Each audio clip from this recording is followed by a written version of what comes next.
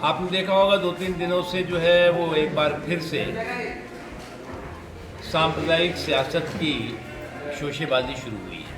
ये वो लोग हैं जो लोग कि इस बात को अच्छी तरह जानते हैं कि नागरिकता कानून किसी की नागरिकता लेने के लिए नहीं, बल्कि बांग्लादेश, पाकिस्तान, अफगानिस्तान में जो अल्पसंख्यक हैं, पीड़ित हैं, प्रताड़ित हैं, उन जिनके साथ जुल्म हो रहा है, उनको नागरिकता देने के लिए है।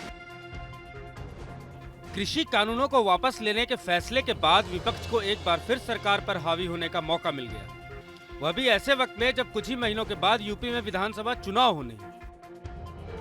यही वजह है कि अब सीएए और एनआरसी को भी वापस लेने की मांग तेज होने लगी है। कल बाराबंकी में चुनावी रैली के दौरान एआईएमआईएम के नेता असदुद्दीन ओवैसी ने सरकार से सीएए और एनआरसी को वापस लेने की मांग की।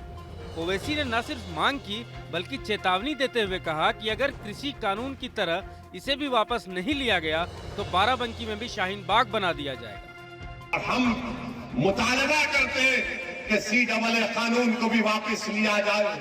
हमसे मीडिया वाले पूछ रहे हैं कि अगर नहीं करे तो क्या करेंगे। अगर एनपीआर और एनआरसी का कानून बनाएंगे तो हम दोबारा रोड पे निकलेंगे, यहीं पर भी शाहीन बाग बनेगा इंशाअल्लाह ताला। याद रखना, हम खुद आएंगे यहाँ पर। हम मुतालबा करते हैं कि सीएए का कानून वापस लिया जाए। दरअसल किसान आंदोलन के दबाव में कृषि कानूनों को रद्द करने के फैसले को विपक्ष खुद को मजबूत मान बैठा और सरकार को कमजोर। यही वजह है कि अब फिर से उसी दौर को दोहराने की कोशिश हो रही है जो 2 साल पहले दिल्ली में देखने को मिली, जब शाहीन बाग में सीएए के विरोध में महीनों तक दिल्ली का रास्ता रोका गया था। अब चूंकि चुनाव यूपी में है तो मौका भी है और दस्तूर भी। ऐसे में ओवैसी और तमाम मुस्लिम संगठन इस मौके को हाथ से गंवाना नहीं चाहते। हालांकि बीजेपी नेता मुख्तार अब्बास नकवी ने ऐसे बयानों को राजनीतिक हताशा और सियासी ड्रामा करार दिया।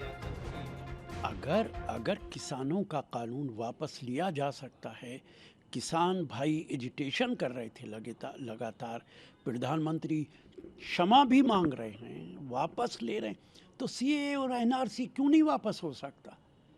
देश का हर वर्ग धरने पर बैठा रहा है, मुखालफत करता रहा है, एजिटेशन करता रहा है।